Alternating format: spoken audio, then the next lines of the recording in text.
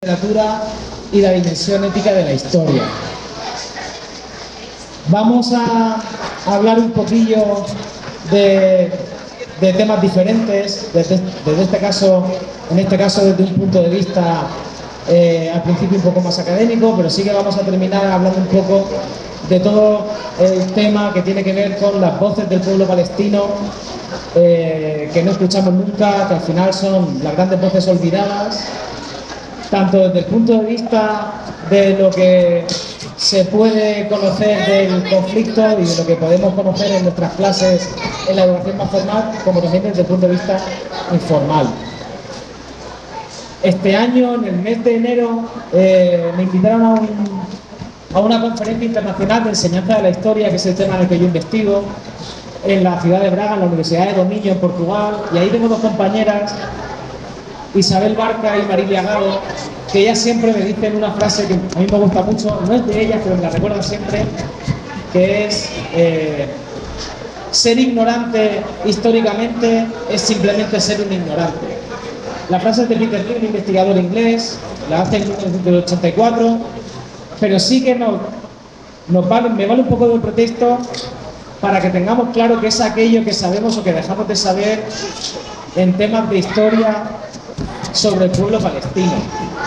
Lo que nos encontramos a nivel de educación formal, en clase de ciencias sociales en primaria, geografía e historia en secundaria, en historia del mundo contemporáneo ya en bachillerato, lo que encontramos en el currículum, lo que encontramos en libros de texto, en editoriales, aquellas cosas que estudiamos, las que no estudiamos y por qué nos estudian, es decir, por qué hay temas que directamente en clase no aparecen, quién las invisibiliza y por qué invisibilizan algunos contenidos a lo largo de la historia,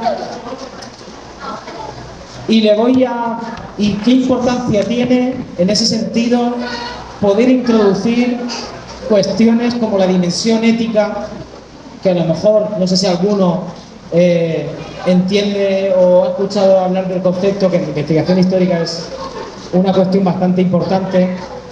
¿Qué es la dimensión ética de la historia y por qué es tan necesario incluirla de forma urgente en las clases de historia? Amal Conesa Errabawi es compañero de la Universidad de Murcia, profesor en didáctica de las ciencias sociales en la Facultad de Educación. ¿Por qué? ¿Qué sabemos sobre Palestina? ¿Qué no sabemos? ¿Qué nos cuentan? ¿Qué no se nos cuenta? ¿Y qué cuestiones éticas aparecen asociadas a esta enseñanza? Hola, ¿qué tal? Bueno, en primer lugar, muchas gracias a todos por venir, por estar aquí. Muchas gracias a Juan Ramón, a la Navaja y a BDS por haberme contactado para tener esta pequeña conversación. Bueno, yo, como ha dicho Juan, soy investigador en didáctica de las ciencias sociales, aunque en realidad mi ámbito de formación es filólogo hispánico, luego hice un máster de profesorado. Yo trabajo en general las intersecciones que hay entre la educación histórica y la educación literaria, ¿no? Y cómo o qué usos se le puede dar a la literatura en sus distintas vertientes para poder explicar la historia y sobre todo para poder explicar lo que Juan Ramón introducía, ese concepto de dimensión ética de la historia. En general, en los últimos años ha habido muchos investigadores, entre ellos Juan Ramón, que lo podría explicar mucho mejor que yo, que han delimitado como una de las prioridades fundamentales en la enseñanza de la historia enseñar a pensar históricamente, ¿no? Y dentro de ese pensamiento histórico, ese enseñar a pensar históricamente, cobra mucha importancia esa idea de la dimensión ética de la historia, cobra mucha importancia también el concepto de empatía histórica, que tiene mucho que ver con explicar cómo vivían las personas y cómo las personas de alguna manera sufren la historia. Es decir, no entender la historia como grandes hechos o como una especie de historia de élites, una especie de historia de grandes hombres y mujeres que toman decisiones y que hacen cosas, sino cómo esas cosas, esas decisiones afectan a la vida de las personas, afectan a la vida de los trabajadores y las trabajadoras, afectan a las familias. Y dentro de esa visión que permite no solo entender cómo se vive y cómo afectan las decisiones, tiene también mucha importancia la idea de causas y consecuencias, ¿no? Cómo determinadas decisiones o cómo determinados hechos afectan no solamente a una decisión política, sino a cómo afectan a la vida de las personas, ¿no? Y en ese marco hay una cuestión que es fundamental empezar a incluir en los currículos o ahondar en su inclusión en los currículos, que es el tratamiento en el aula de lo que llamamos cuestiones socialmente relevantes o llamamos temas controvertidos, es decir, aquellas cuestiones que tienen una fundamentación histórica, que tienen un origen histórico, que aunque tienen un origen en el pasado siguen afectando al presente y que nos permiten contextualizar en el aula todos estos aspectos de dimensión ética de la historia, de empatía histórica, de causa y consecuencia, ¿no? Yo en concreto normalmente trabajo con la guerra civil y el franquismo y cómo ese pasado sigue vivo en el presente y cómo enseñar ese pasado, pero es igualmente o encaja igualmente perfectamente en ese marco de actuaciones el trabajo con el caso de Palestina y con el caso de Israel, ¿no? En esa introducción de cuestiones que son socialmente relevantes y que también nos permiten trabajar una educación democrática y una educación ciudadana de los estudiantes, ¿no? Es decir, cómo contextualizar históricamente este proceso y cómo enfocarlo desde cómo afectan a las personas y cómo viven las personas permite también inculcar una cierta idea de democracia, una cierta idea de ciudadanía que va más allá de una mera enseñanza histórica, ¿no? Y en ese sentido, yo normalmente lo que trabajo concretamente, y con esto también doy un poco de paso a mi compañera Laura, es con el trabajo de la educación literaria para fomentar la empatía histórica, para fomentar ese trabajo en el aula de cuestiones socialmente relevantes, ¿no? Y os he traído unas pequeñas cosas, una es eso que se está viendo ahí, que es un cómic de un autor palestino que vive en Estados Unidos, que vive en la diáspora, ¿no? Que es una adaptación que está en abierto, que se puede trabajar, y yo os quería comentar un poco recursos educativos abiertos por si alguien quiere trabajar esto en el aula o si alguien quiere saber un poquito más sobre eso, que forman parte de una web que se llama Decoloniza Palestina, que es la primera pestaña. Que es esa web que tiene un montón de proyectos colaborativos para educación intercultural y que tiene, si pintas en la segunda pestaña, recursos concretos. Recursos concretos sobre literatura de y sobre Palestina y de cómics en la tercera pestaña y de cómics en Palestina que también son muy interesantes y que son recursos que están en abierto por si queréis trabajar todos estos temas, ¿no? Muchas gracias, Amal. En el año 2023, hace ya 3 años, leyendo el blog de Julia Cámara, Primera Trinchera, que a lo mejor alguien lo conoce, leí una frase que el título de una canción de Franco Battiato, que se llama Tutto l'universo obbedisce all'amore, todo el universo obedece al amor. Y en ese momento yo me acababa preguntando, cuando veíamos por televisión todo el genocidio que estábamos viendo en Gaza en vivo y en directo, ¿cómo era posible que eso fuera así? Si de verdad todo el universo obedecía al amor.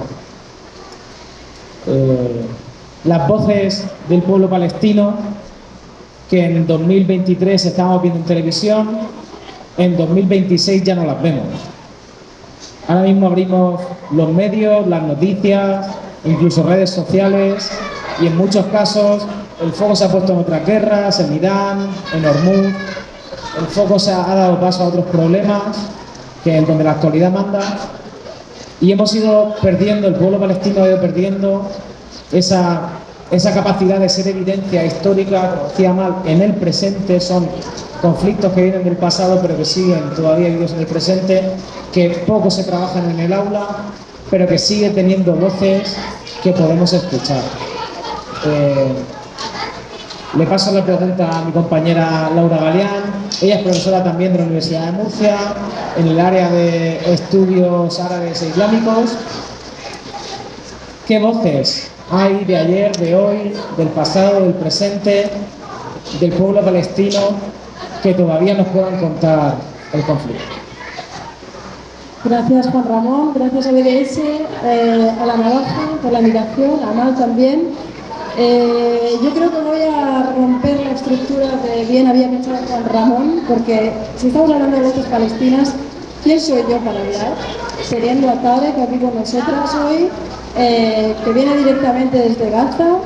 Entonces, la idea, si quiere estar, es reflexionar juntas sobre algunos hitos y presentar un poco otras voces a través de la literatura, por si os apetece luego seguir ahondando en ciertas cosas.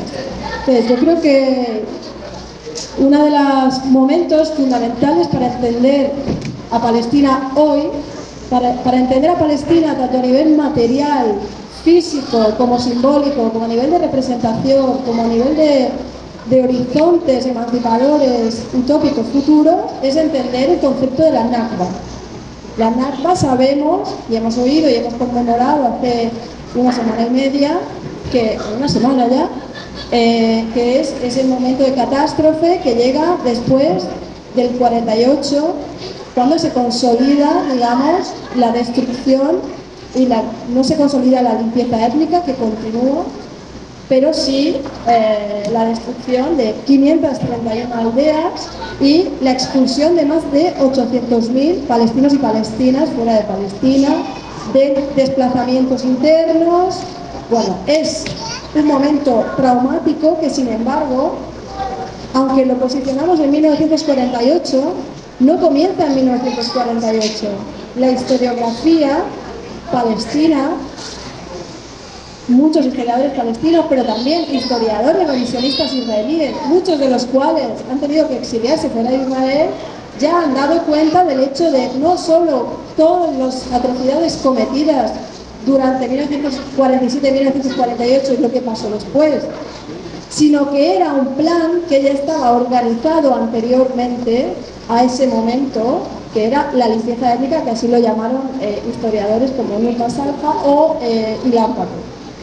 Entonces, entender la Nakba como un hecho que no comienza en 1948, sino que comienza ya antes, a finales del siglo XIX, cuando la Jewish Foundation hizo toda la publicidad posible en Europa para el colonialismo de asentamiento en Palestina, y que continúa posteriormente en el 48, en 1982, en Sabra y Shatila, en 2009, 2014, 2021, 2023 y actualmente en Gaza, en Cisjordania, en la Palestina del 48 y en los campos de refugiados, es fundamental para entender qué pasa con las voces palestinas, qué nos dicen las voces palestinas, cómo se imagina Palestina, cuáles son las expresiones culturales, artísticas y literarias en Palestina. Y empezando por aquí, yo le quiero preguntar a Tarek, ¿qué es la Nakba para ti, familiar y bueno, personalmente?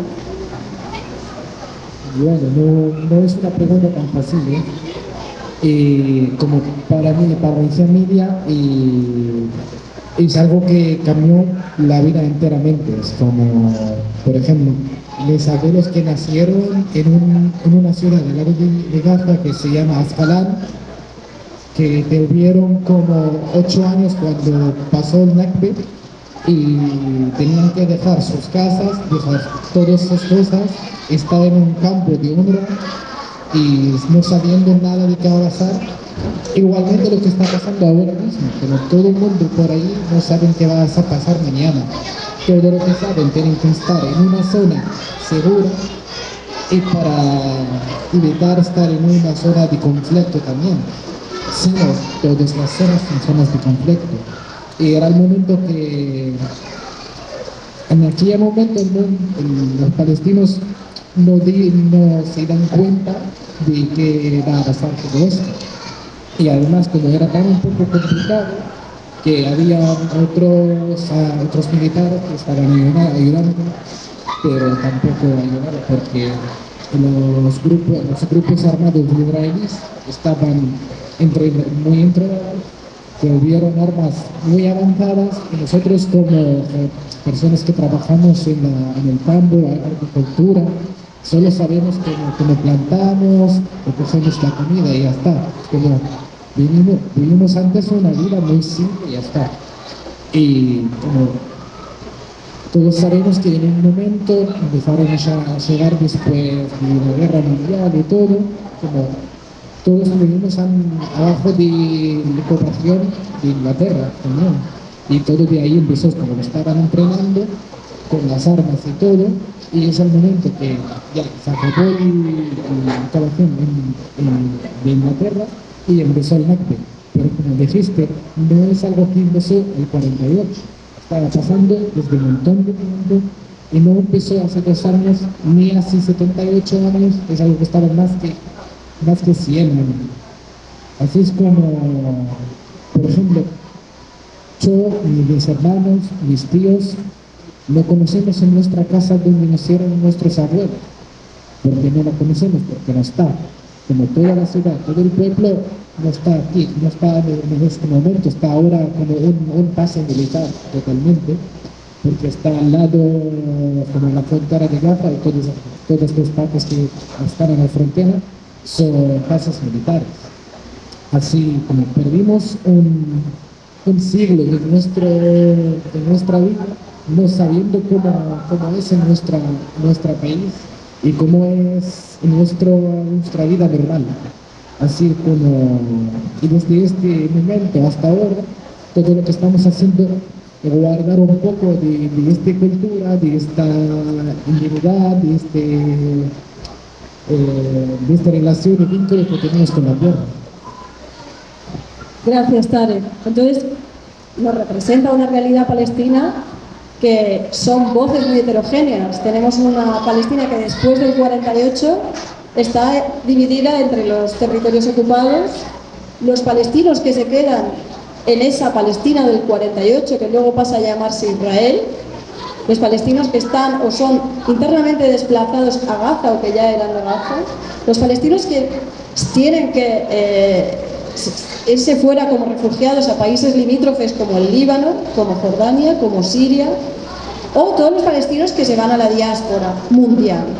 Claro, aquí cuando hablamos de voces palestinas es ¿quiénes son los palestinos? Son todas estas voces, y todas estas voces hablan desde esos lugares y representan a Palestina desde ahí, y la representan en la literatura también, en lengua árabe, a través de prosa, a través de ensayo, a través de novela, poesía, en diferentes lenguas, principalmente en lengua árabe, pero no solo.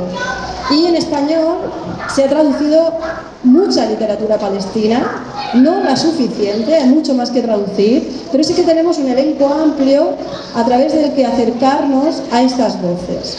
Entonces, una de las voces fundamentales, que seguramente ya todas conocemos, y que me gustaría que Tarek también nos dijera qué significa para los palestinos esta voz, es la voz de una de estas personas a las que llamamos presentes ausentes. ¿Qué significa presente ausente? Que durante el 48 su familia se tuvo que ir momentáneamente por la urgencia al Líbano, al sur del Líbano, pero que decidieron volver un año después, unos meses después, en el 49, a la parte de donde eran, cerca de Acre, la zona de Galilea, en un pueblo que posteriormente desapareció y en el que construyeron un kibutz. Os recuerdo a todas y todos que los kibutzim, como ese proyecto utópico socialista, se fundó dentro de esta limpieza étnica de Palestina.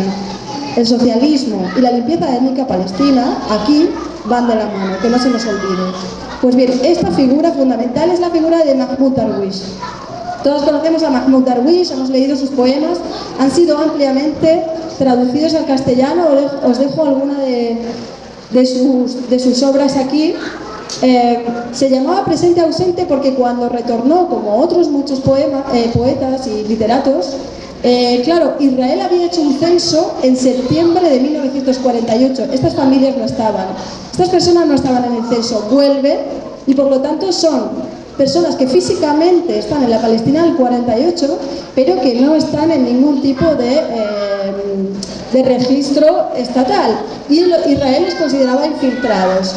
Los utilizaba como mano de obra barata y al mismo tiempo los demonizaba. Una de estas voces, y muchas de estas voces, de presentes ausentes, fueron luego grandes poetas. El caso de Mahmoud Darwish es uno de ellos. De hecho, tiene una de las obras que, traducida al español en 2012, ganó el Premio Nacional de Traducción por la traducción de Luz Gómez García, es precisamente En presencia de la ausencia, que tenéis aquí, publicado por Pretextos, que invito a todas a leer. Mahmoud Darwish es la voz de Palestina en muchos sentidos, y que actualmente creo, y esta es mi pregunta para Tarek, en tu generación, ¿qué simboliza todavía Mahmoud Darwish o qué nos puedes decir? Pues las poesías de Mahmoud Darwish los aprendimos en el colegio, ¿no? Y desde pequeño empezamos a aprender las poesías, las charlas de él y de otros escritos de otros palestinos.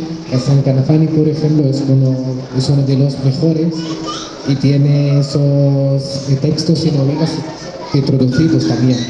Pero Mahmoud Darwish para mí es como una cosa muy especial porque utiliza un idioma, un lenguaje tan simple pero tan complicado al mismo momento que si conoces árabe o si sabes árabe vas a flipar porque cómo puedes juntar esas palabras y salir con este significado. Y para mí, como no sé si saben, pero en el 1980 y algo, cuando tuvimos la independencia de Palestina en Argelia, quien escribió la charla de Yasser Arafat. Fue él quien escribió toda la charla, todas las condiciones y todo lo que estaba diciendo en este momento. Y era un momento como muy especial, no fuimos tan independientes, pero es como algo para decir que ya estamos. Y tengo muchas cosas guardadas en mi cabeza de sus poesías, muchas frases que vuelvo mucho tiempo para escucharlas, como él también no solo escribe, también que le habla y la dice en una forma que te toca el corazón en una manera que es como, ay no. Sí, como hay una de mis favoritas como A esta tierra que merece vivir. ¿La quieres en árabe?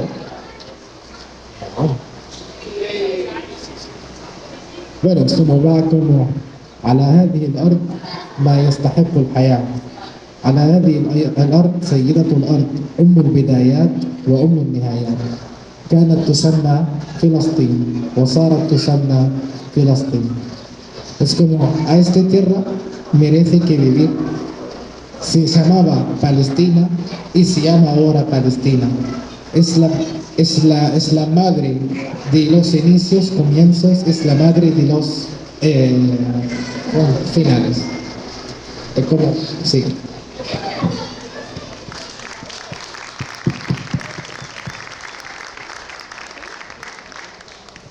Yo hasta que me corten sigo. Mahmoud Darwish perteneció a la OLP, por eso lo de que se consideraba de alguna manera como el ministro de Cultura de la OLP, por eso escribió también esos discursos a Arafat y luego tuvo sus rifirrafes también, ¿no? con Arafat en algún momento. Bueno, entonces seguimos hablando de esos palestinos del 48, de esos presentes ausentes. Si queréis conocer un poco más sobre qué pasa en esa Palestina del 48, que luego denominamos Israel, tenemos una colección de poetas, que es el libro que está abajo en verde, que se llama Palestina 48, donde precisamente también con traducciones del arabista Luz Gómez reúne a una serie de poetas del 48 y explica la importancia de esos poetas en esos años posteriores al 48, en esos periódicos que todavía no podían no tenían imprentas en lengua árabe y que por lo tanto la poesía era el canal, digamos, más fácil a través del que expresarse literariamente, porque también tenía esa parte oral que es fundamental también en la cultura árabe. La poesía tiene un arraigo cultural árabe que es mucho mayor a de otros géneros, y por lo tanto era un vehículo, no solo un vehículo de expresión estética y artística, sino también un vehículo político. Y precisamente estos poetas de la Palestina del 48 fundaron lo que se llama la literatura de la resistencia o la poesía de la resistencia, que posteriormente se recogerá por toda, digamos, el sur del Mediterráneo y los países árabes como esa poesía realmente, o esa literatura, ¿no?, marcada por esos años, sobre todo los 60 y los 70, que es fundamental en estas etapas de evolución de la literatura árabe contemporánea. Después de eso, os he traído un elenco, os voy a hablar ahora un poquito de otra de esas literaturas también que es fundamental, que es la literatura de cárcel.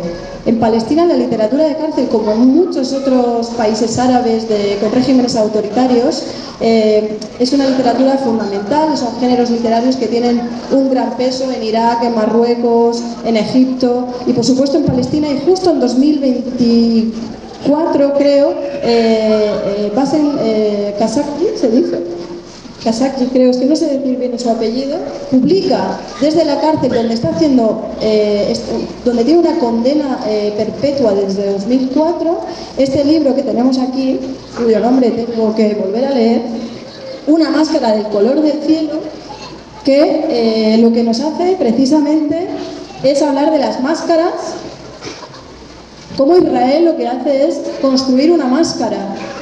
No sé si habéis leído Fanon o conocéis a Fanon, pero cómo estas máscaras que nos vamos poniendo y quitando, precisamente el protagonista de esta novela lo que hace es ponerse una máscara también, es un palestino con una máscara. Son esas máscaras blancas, ¿no?, que nos hablaba Fanon. Bueno, pues a través de estas metáforas construye una novela interesantísima y lo hace desde la cárcel. Y las presentaciones de ese libro en castellano en Madrid el año pasado las tuvo que hacer su hermano, porque evidentemente él no podía venir a hacerlas. Y ganó el premio de novela árabe de 2024, o sea que es alguien a quien merece la pena leer. Y luego ya, si queréis, nos vamos a Gaza, quizá porque dentro de estas etapas de la literatura hay otra etapa que es lo que podríamos llamar, todavía no se ha etiquetado como tal, pero empieza a hablarse de la literatura del genocidio, irremediablemente.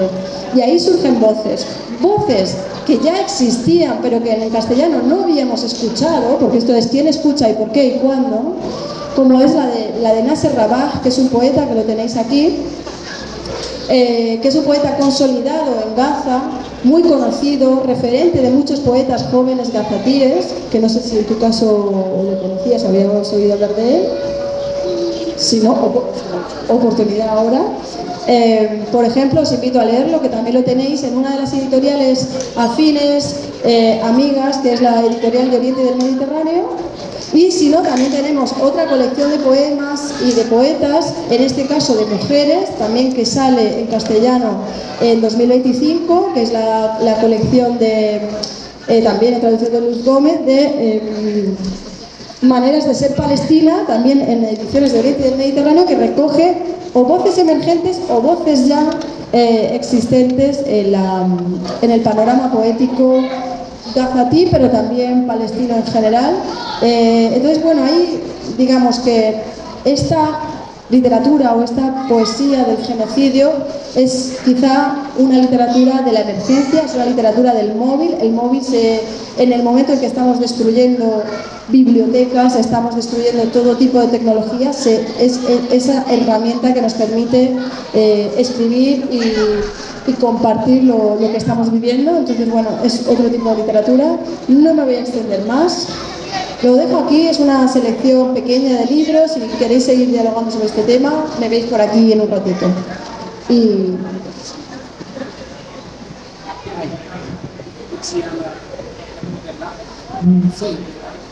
Y después, bueno, en un rato después vamos a hacer un taller de nuestro baile típico de Palestina, que se llama Dabke. No es no solo es una baile que Se oye, ay, es un montón. Bueno, el dabke es un baile tradicional de nuestro país, Palestina. Es algo que llevamos en el sangre, que aprendimos ahí en la calle, en los festivos, en los eventos, en las bodas y todo. No lo aprendimos especialmente en una academia o en algún sitio especial. Lo vemos, lo aprendemos del ojo, ¿eh? Y es una cosa que nos relaciona mucho con la tierra, porque cada paso, cuando golpeamos la tierra, significa que ya estamos aquí, que ya estamos parte de esta tierra, que no lo vamos a dejar. Y cada cosa, cada detalle de esta danza significa algo. Por ejemplo, llevamos trajes y llevamos ropa especial que representa nuestro país. Por ejemplo, las mujeres llevan trajes con patrones especiales, que cada patrón se refiere a un pueblo, una ciudad. Y los hombres llevan una camisa con unos pantalones que son la ropa típica de la gente de Palestina antiguamente. Y, por ejemplo, yo antes de venir aquí no estaba bailando especialmente dabke, pero lo estaba haciendo en los eventos, en las bodas de mi familia, de mis amigos, sabiendo los pasos básicos. Pero desde que llegué aquí a Madrid, a España, y empecé a aprender más y comencé con un grupo que dedica al danza, porque para nosotros no solo como bailamos y divertirnos, sí, nos bailamos y nos divertimos y con mucha fuerza, con mucha alegría, pero también nos relaciona mucho con el país.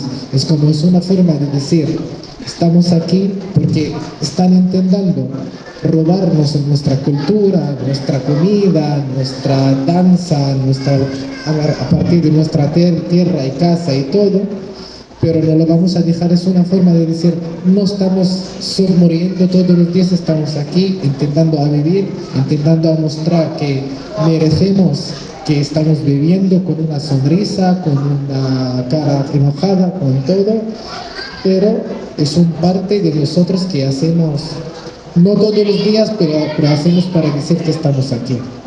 Y somos un grupo que se llama Watani, que significa mi patria, y que nos relacionamos mucho con la tierra, con la patria, con el hogar, y así vamos después juntos a hacer el taller.